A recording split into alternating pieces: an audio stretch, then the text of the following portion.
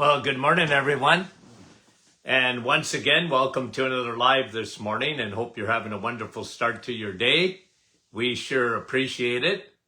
And thank you for coming on. And as always, we like to say hello to some dear friends as you get your notifications. Let's see who's numero uno today.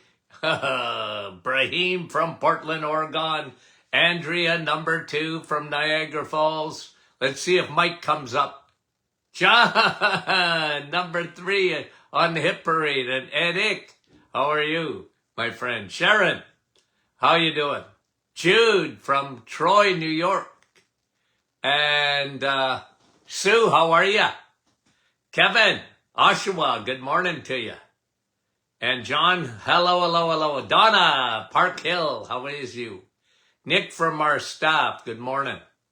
Marl from Ottawa. Wendy from Markham. Irene, oh, I want to sing, Irene. Jeanette, how are you?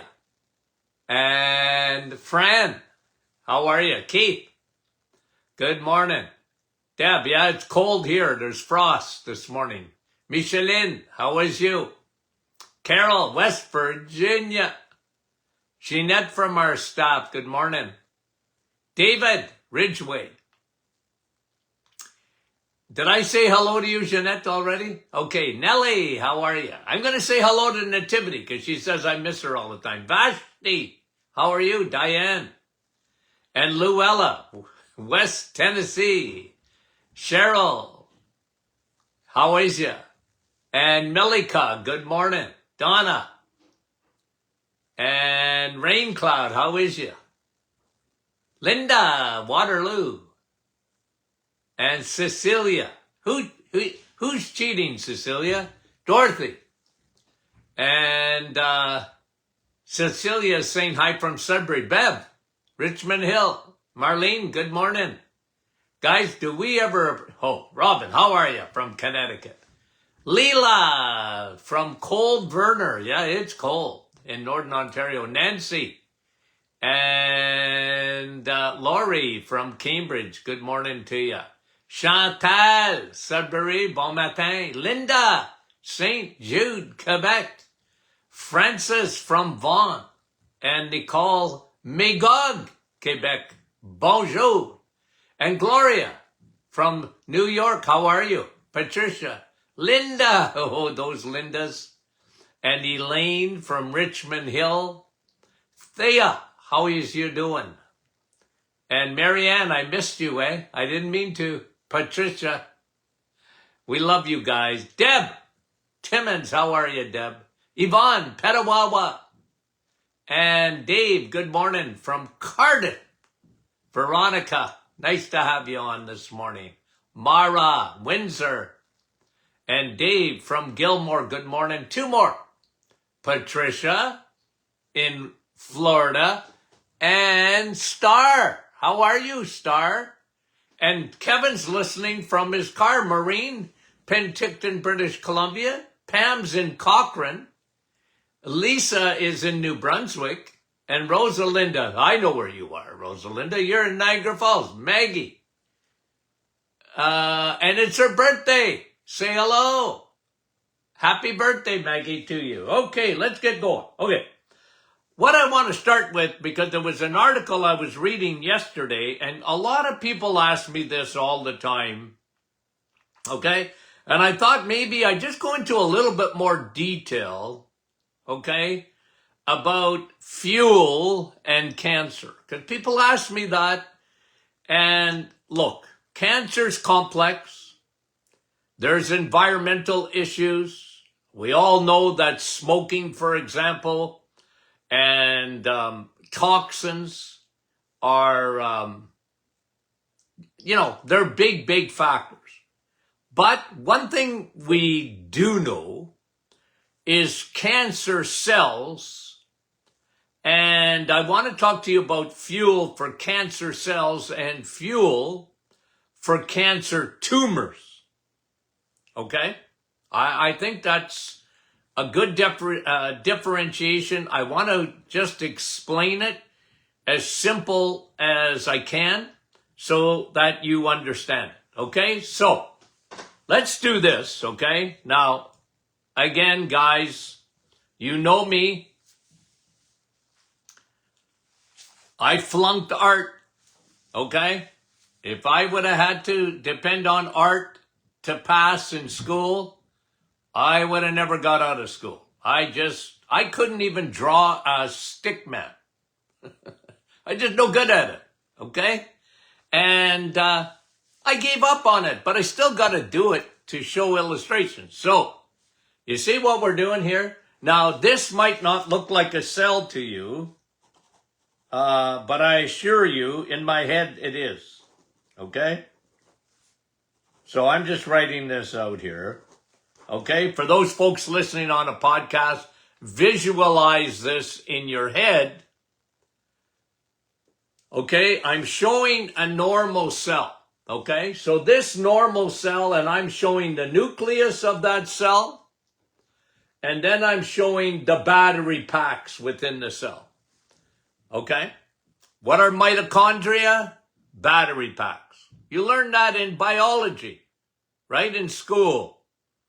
Your body has mitochondria, your cells, every cell in your body has mitochondria, your brain got more mitochondria than anywhere else. Well, of course, it's headquarters. Your heart has thousands and thousands of battery packs. Okay? And they're really, really important because your battery packs produce fuel from your food. So you eat, your batteries get charged up, they release ATP, energy. Fuel. Okay. Now, here's what we know about cancer. I mean, we know a lot more than we used to, but I want to keep this simple. So there's a normal cell and normal mitochondria. Okay? Now, in my head, this is how I visualize a cancer cell at a microscopic level. Okay? A cancer cell is damaged. It's a damaged cell with damaged mitochondria. The battery packs within a cancer cell are damaged. The cell is damaged. Some say it's like a free radical, meaning it's been oxidized. And I like that because it has been. It's been damaged. What damages it? Well, like I said, environment, bad eating, things like that. We live in a very toxic world, and we all know that. Now I want to talk to you about fuel. Okay? Now we're going to talk about fueling.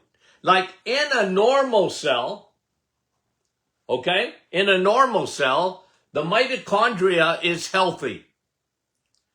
And it can take any fuel that you give it. I don't recommend you give it sugar, but you can give it sugar. Okay? You give it too much sugar, it's going to glycate. It's going to damage. And we all know about what happens when you have too much insulin over a period of time. Yup, those cells get damaged and can turn into cancer cells. But normally they can take any fuel you want to give it. Okay? So if you give it carbohydrates, they're going to live on glucose. If you give it fat, they'll live on ketones. Okay? Or fatty acids. They can live on that. Now, let me show you a cancer cell so that we know the difference. Okay? In a cancer cell, and guys, this is not disputable.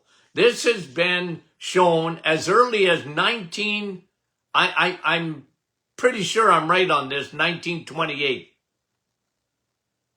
Okay? and onwards, because there was a fellow by the name of Otto Warburg, okay? And he lived in Germany. He was a researcher, and he talked about cancer, and it said, here's a quote, "Cancer is ravenous for glucose." So when you have damaged mitochondria in a cancer cell, they can only live on glucose. Okay? And what we call glutamine. Now, I don't want to get into it too much, because your body produces glutamine, and apparently, from what we're learning about cancer, inside, it can take some fuel that's being produced by glutamine, not exogenous, meaning that if you're eating protein or whatever, that's not going to do it for a cancer cell. It's inside the body's producing glutamine that it can fuel it. But that research is not conclusive yet. They're looking at it. I try and keep on top of it to see what they're finding. But I'll tell you what they know for sure. Sugar. Cancer cells, these mitochondria, because they're damaged, they survive only on glucose, sugar. The mitochondria cannot take ketones. Okay? So, let me just share this for a minute. What are ketones? Okay? Ketones are molecules that your body can use as fuel. Okay? So somebody asked me the other day about bulletproof coffee. Is that good for me? Because it's what we call an exogenous ketones. Well, I don't know. I don't know. I'll tell you what cancer cells hate. Okay? I'm going to tell you. They can't survive. They can't survive on ketosis. So when you do the reset, you're going into ketosis. You guys know what I say all the time. Change fuels. Change fuels. Your mitochondria will thank you. And cancer mitochondria, they're damaged. They can't survive on it. It's not fuel for them. They can't take a ketone and use it as fuel. So when you have, like this morning, okay, I had bacon, I had sausage, I had eggs with cheese in it. Eggs, meat, and cheese. That produced fuel, ketones. Okay? Because there's no glucose in it. So the mitochondria this morning, my mitochondria, were they happy? Yes, they were happy.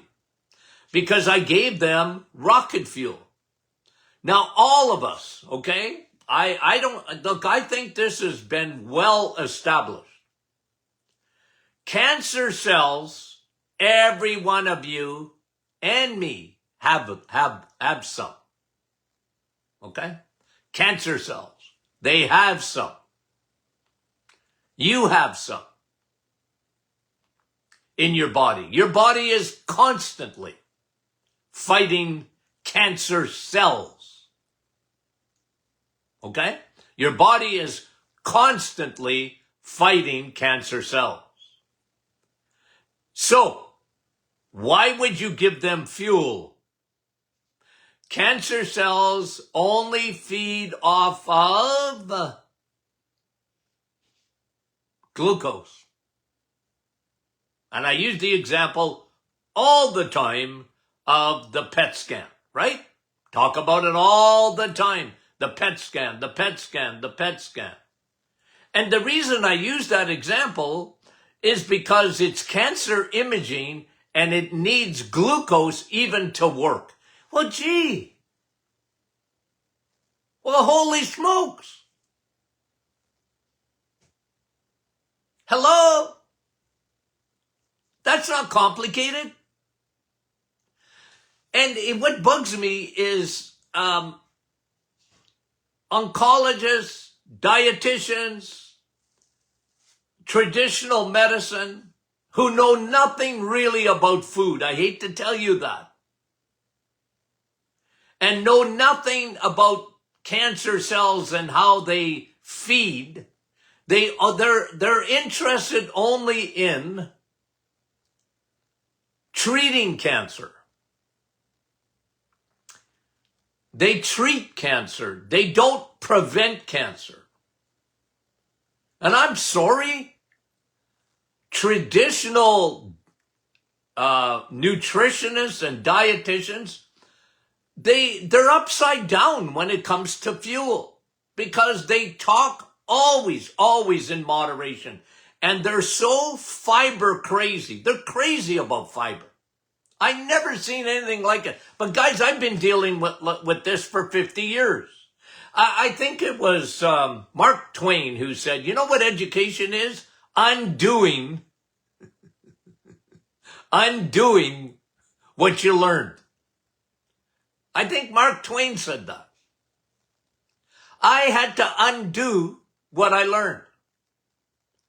I was doing the other day a video for a conference that's going to be on, I recorded my my presentation to the World Health Organization of Natural Medicine, okay? And I did a topic, and I was talking about, I said, look, I gotta tell you my background a little bit so that you know where I'm coming from. Okay? And I've said this to you a million times, but I got to just say it again. I said, you know, my dad was a diabetic before I went to school. I was in high school and my dad was a diabetic. And my dad was a smart man. You know what he did? He cut out sugar. He said, son, it's sugar diabetes. Hello? And I'm online this morning, looking at our private Facebook group. By the way, if you're not a member there, I don't know why you're not a member there. Okay? Join the 22,000 people that are. But someone was saying, I'm confused. My A1C is high, and my dietitian said, well, you got to eat more fiber, and you got to have oatmeal, and you gotta have, orange juice. And are you kidding me? Was Mark Twain right? You better undo. You better unlearn. See, I went to school already knowing that sugar was toxic. I didn't know to what extent. But I knew, I watched my dad. And that was just diabetes, never mind cancer. But as early as the late 1920s and the 30s, there were researchers saying, man, cancer cells need glucose.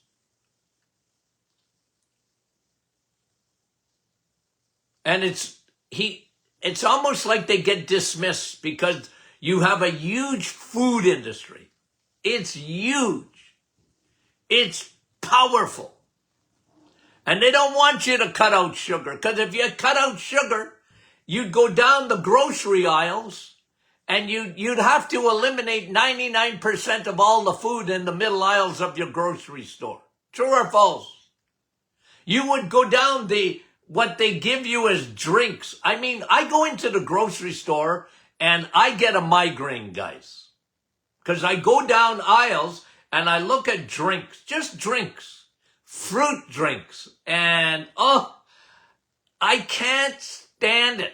Dr. Martin, cranberry juice. It'll feed your cancer cells. Never mind what it does to your liver. Never mind what it does to your A1C. Never mind that it will elevate your uric acid. Ooh. I literally, I'm in a bad mood in the grocery store. I hate the lies out there, okay? So, back to cancer cells. Cancer cells need glucose, okay? Red meat don't feed cancer cells. You'll be told that. Oh, red meat, it is acidic. And red meat is inflammatory. You know how many millions of times I've heard that? It's the opposite. When you eat red meat, it will feed your mitochondria. Not only all the nutrients in it, it will feed your mitochondria ketones. And cancer cells, mitochondria, the battery packs within the mitochondria of a cancer cell, they can't eat it. They can't eat steak. Cancer hates steak. Do you understand me? I don't care if I'm John the Baptist in the wilderness, screaming, alone.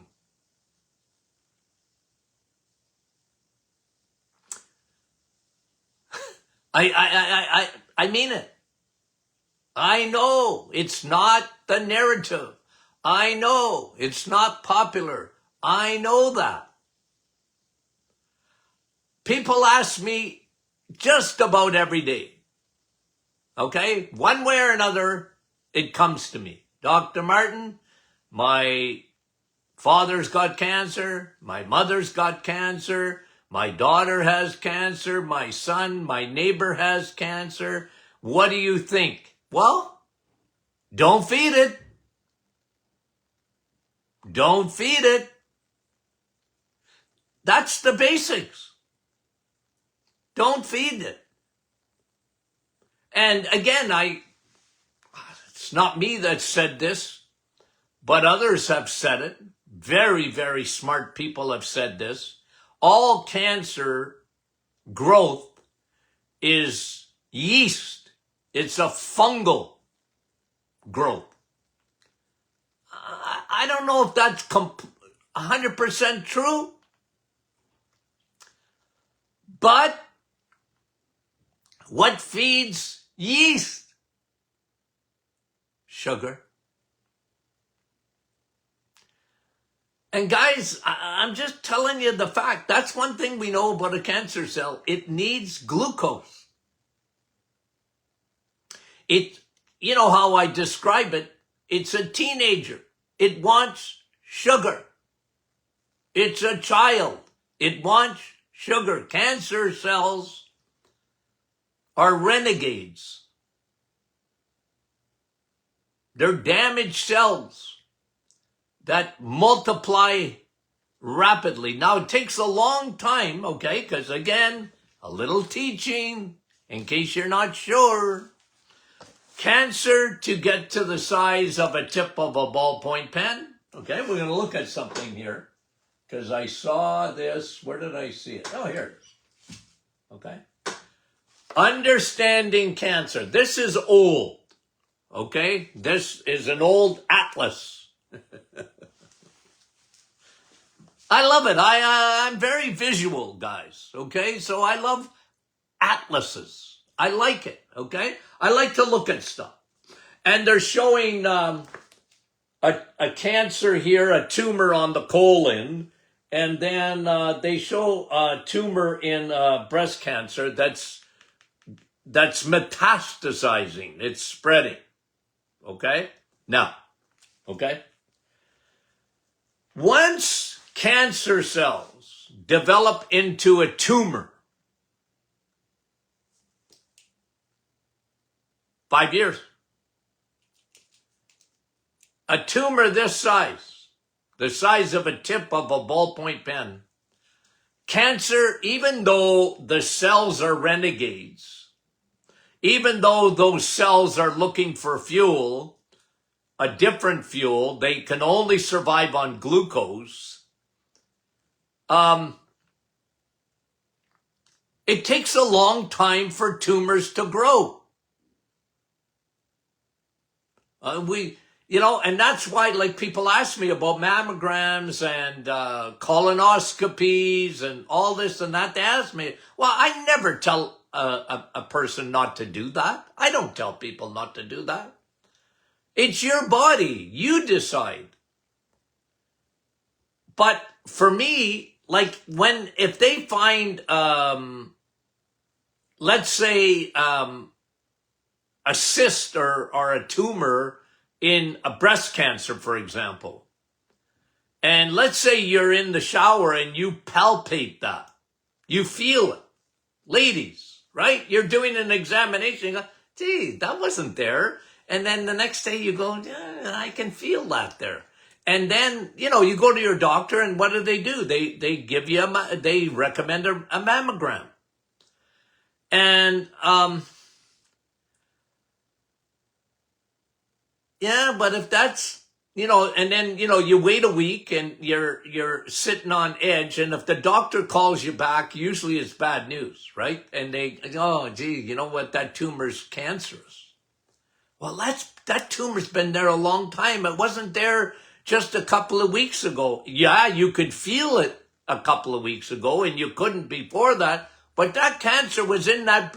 Those cancer cells were multiplying in that breast tissue for at least 5 years. Your body is fearfully and wonderfully made, guys. It's made to protect you from cancer. And the least you can do is don't give it any fuel. Cancer cells need fuel. Now, I want to go to step number 2. Because on this program, we've been teaching you this, okay? Step number 2. What happens, what's the difference between a cancer cell and a tumor when it comes to fuel? Okay? Now, when cancer cells turn into a tumor, they shift their focus on fuel. They're looking for fatty acids. Not cancer cells, but tumors. Okay? Now here's what you have to understand about that. When you give a tumor a fatty acid, you know what the problem is? If you give them good fatty acids, they're Trojan horses that come in. And guys, up to, I don't know, I'm going to say 5 years ago.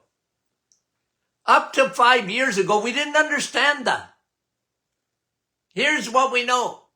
They're looking for another source of fuel. But if you give them, okay, if you give them, that's why the best Trojan horse that goes in to destroy tumors is DHA omega-3. Remember, omega-3, guys, okay? It's like cars on the road. You got Hondas, you got Kias, you got Ford, look at how many cars, the name brands of cars. Yeah, they're all cars. Just that some are better than others. Okay? And DHA, I've talked about DHA long chain fatty acids for a long time. So I'm going to bring this back up and I'm going to show you a tumor. Okay. I don't know if you guys can see it here. Okay. And that light seems to be okay. So right here is a tumor in breast tissue. Okay. There's a tumor. It's not just cancer cells. They've grown into a tumor. They're switching fuels. They're looking for omega-3. Not omega-3. They're looking for fatty acids. And I'll tell you, when you feed them omega-6, those bad oils, they're going to thrive on that. But if you give them the Trojan horse, that's the new research. You give them the Trojan horse, the real omega-3, like fish oil and steak. Do you know that steak has omega-3? Yep. Do you know that steak has high DHA? Well, you guys do. So when you feed it steak, when you feed cancer steak or eggs or cheese, DHA, dairy, omega-3, they're Trojan horses. They get into the tumor and they start destroying it. How to trick a tumor. Isn't that interesting? Guys, isn't that interesting? Do you think for one split second that food isn't important when it comes to cancer? It's huge. Now, it's not everything. Okay? It's not everything, but it's important. Food is important. Why wouldn't you start there? I tell people, okay, I talked to someone the other day, and they said to me, Dr. Martin, if you were me, what would you do? They got cancer. I said, well, number one, no sugar at all. What? None. And if I was you, I'd be taking high DHA. Send in the Trojan horses. Big time. Okay? If I was you. I can't tell you what to do. I can only tell you what I would do. I'm not in practice anymore. Here's what I would do. Okay? And when they send you home, because this person was sent home with Boost. I got a migraine over the phone. What? No, nothing surprises me because that they don't know anything. There's no connection with them. There's no connection between food and cancer. Okay? There's no connection. So if there's no connection, and I'm sorry, it's the way it is, and I'm not even optimistic that we're going to change our system. I'm really not. There's too much money involved. There are too many powerful sources involved in this whole industry of cancer. Am I optimistic? No. I'm not. I'm not a pessimist. I'm not. But I'm a realist. There's too much money involved. And unless you can start with their training in medicine, they're just not interested in food. I've been teaching long enough. I've been around long time. And I always go after the individual rather than the masses. Okay? Now, look, I had a radio show for a lot of years, and that was the masses to some extent. And today with, we got over 4 or 5 million downloads on our podcast. Hey, I guess to some extent that's going after the masses. But when I talk, I usually talk to a small group. Like you guys this morning, they're live, right? We're 260. By the end of the day, just the Facebook part will have been shared almost like yesterday's was 10,000 times shared, or 10,000 views. Well, I'm thankful for that. But if I was you, here's me. Okay? Here's me. Here's what I know. Okay? We'll go back to the fuel. Just do a little bit of review. Okay? Here's what I know. Don't feed cancer cells. They only live on glucose. Don't feed a tumor that has got cancer cells in it, so having a sugar, no. And they like to look for now oil, fatty acids. Well, give them the Trojan horse.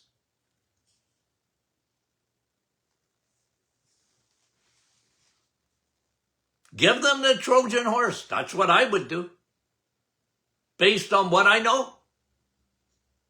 Okay. Tomorrow's question and answer Friday. Now, I'll just mention it one more time because our technicians, right, looked into last Friday's podcast, and apparently there was 3 minutes where the sound went out, okay? Technical difficulties. If your question wasn't answered, send it in again. I'll answer it. I don't know which ones weren't answered. Okay? All I know is that we went 3 minutes with a perverted sound or no sound for people. Okay? So info@martinclinic.com. Send it back in. I'll answer it tomorrow. Okay? Okay. I got excited again. Okay, guys. We love you dearly, and I mean it. And we'll talk to you soon.